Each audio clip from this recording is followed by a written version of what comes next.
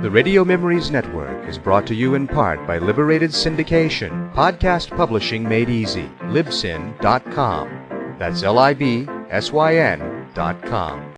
Wagons where? Wagons where? Wagons where?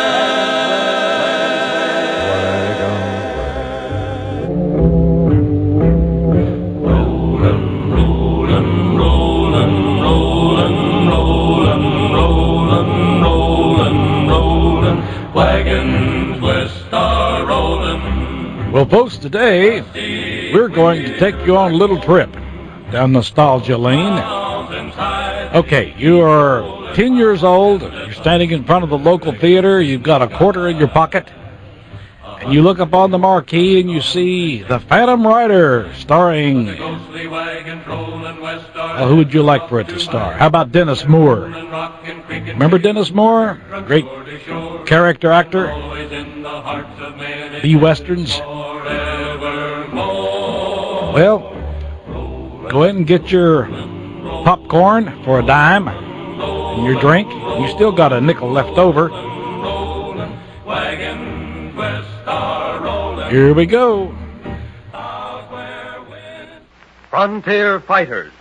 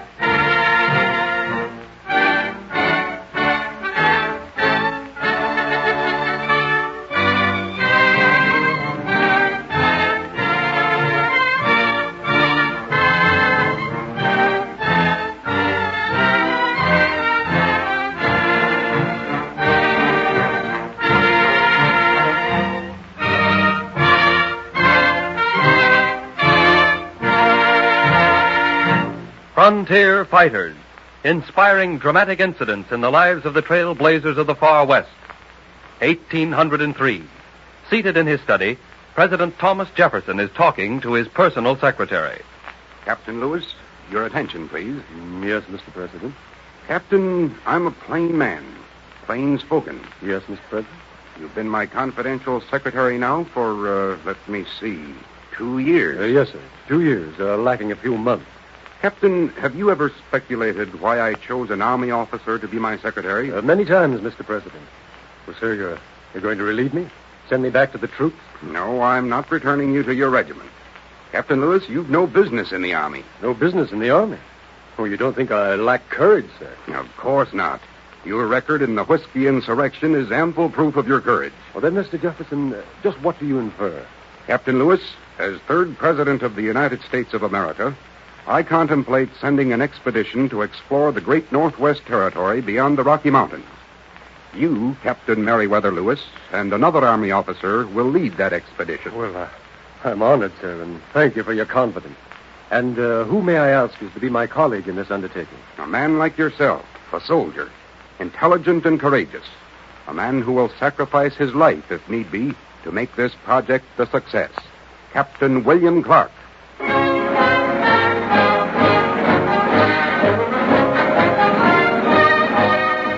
Winter, 1803.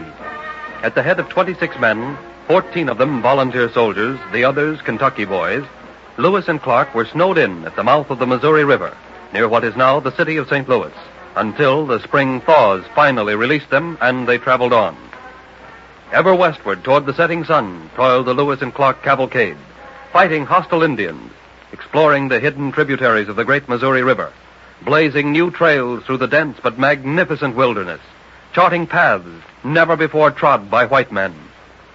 The winter of 1804 saw Lewis and Clark among more friendly redskins in what is now southeastern Montana. One day, while the explorers were making a survey with their simple yet effective instruments... Hey, look. Look, Clark. In the valley there. 2 men. They're both white, too. And an Indian girl. By Cornwall, one of the men is beating the girl. Well, we can't allow that. You're right, Lewis. Come on.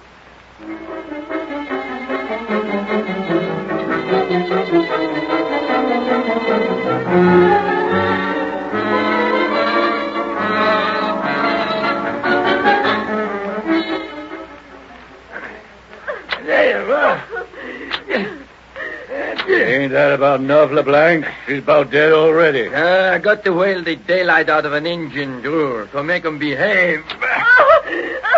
Stop. She's your wife now, not your slave girl any longer. You're married proper. That gives me more rights to whale her, and I'm taking 'em. Quit, I tell you. I'll face you one myself. Oh, you will you? Who'll help you? Well, I will. You raise that whip again, and I'll thrash you within an inch of your life. And who might you be? I'm Captain Lewis. This is Captain Clark. How? My name's George Drewer. We was on our way to pay you a visit. Our expedition don't welcome white men who beat women, not even Indian women. Who's this man and this Indian girl? He's Pierre LeBlanc. The girl's his squaw. We. And we're married proper. What's your business? Traders, trappers, or guides? Neither. We're interpreters. What Indian we 2 men don't know, my squaw does. Does she understand English? Some. Go ahead, palaver with her. What's your name, girl? Sacagawea, Who are your people? the snakes, What does Sacagawea mean among your people? bird woman. I see. How did you come to marry this LeBlanc? Hold your tongue. I'll answer that. Yeah, we're listening. I won her in a game with the chief of the Minotrees. She was a prisoner of war. Is that true, Sacagawea? Yes, Otter woman and we were captives. My man gambled 14 horses for me. He won. Ah, you're lower than a skunk, LeBlanc. Throwing dice for a woman. We white men out here live according to Indian custom. I want both women fair and square. I married this one. She can guide, too. And so you 2 men want jobs as interpreters, huh? Yes, sir, we do. Well, you're hired at Army pay. And listen, LeBlanc. Oui, sir, Captain, sir. If we ever catch you beating your squaw again, you'll wish you'd lost your 14 horses instead of winning this poor, abused girl. You understand? Yes, sir. Come on, you 2, to the headquarters tent. The Indian girl, too. We start west at once.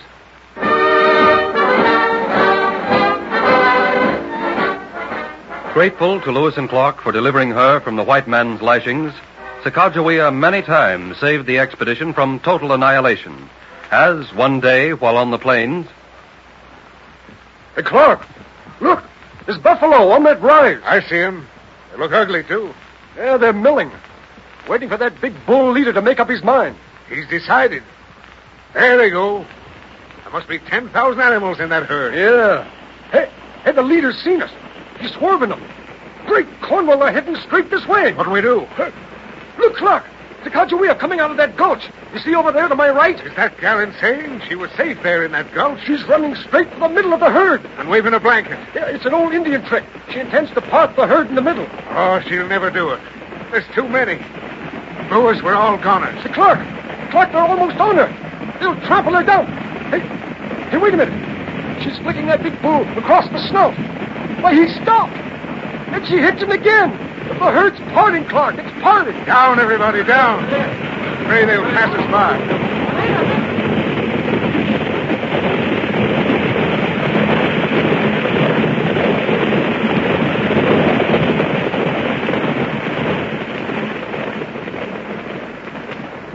Hey, Clark, you all right? Sure. But my eyes are full of dirt. Yeah. Well, the herd parted in the middle, just as Sacagawea intended it should, and passed on either side of us. But where's Sacagawea? The girl's safe. She's still standing there where she hit that bull leader in the snout. Hey, look, Clark. She's waving her blanket at us. Look, man. I see her now. By Cornwall, Lewis, she's laughing at us. She's laughing at us.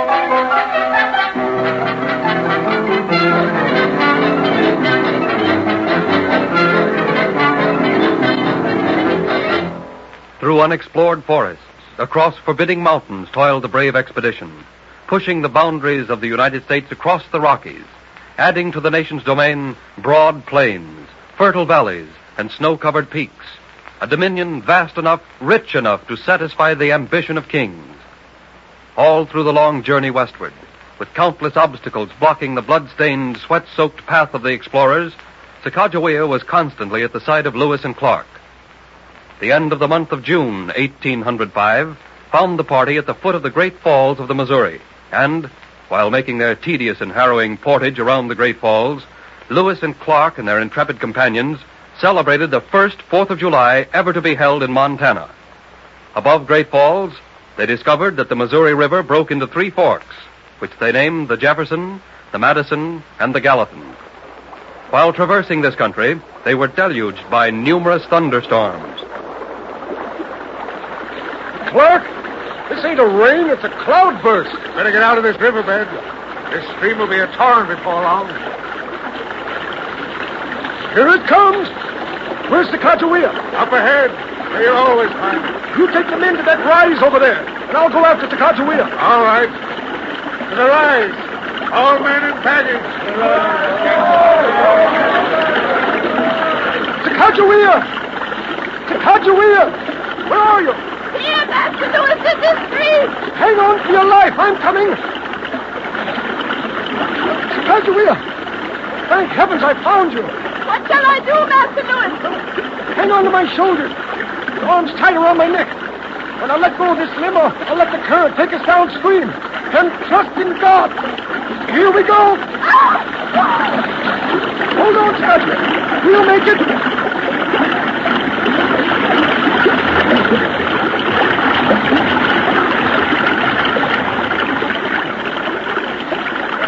Don't kick the water so hard.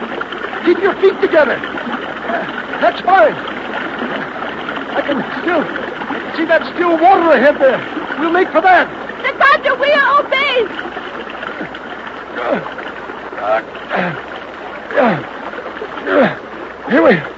Here we are.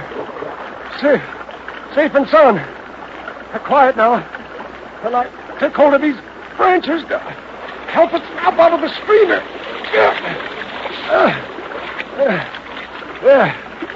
There you are. Now I can rest a bit on the sand. Well, great Cornwall, but that water was wet.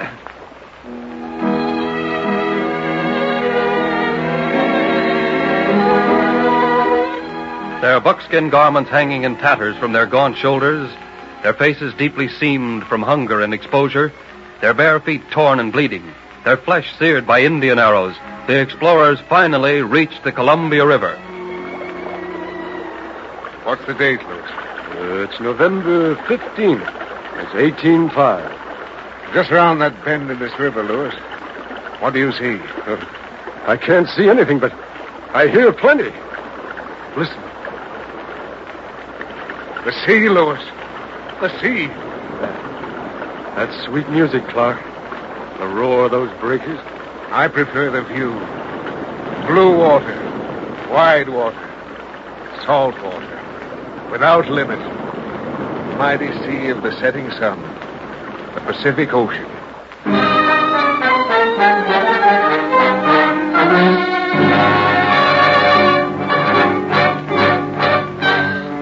And thus did victory crown the Lewis and Clark expedition. An epic struggle against almost overwhelming odds. A journey that gave America riches beyond human comprehension. Those pioneers of yesterday who followed that brave little band of trailblazers and their descendants of today owe a great and lasting debt of gratitude to Sacagawea, the simple Indian girl, who dedicated 2 years of her life to the service of her white brothers and sisters.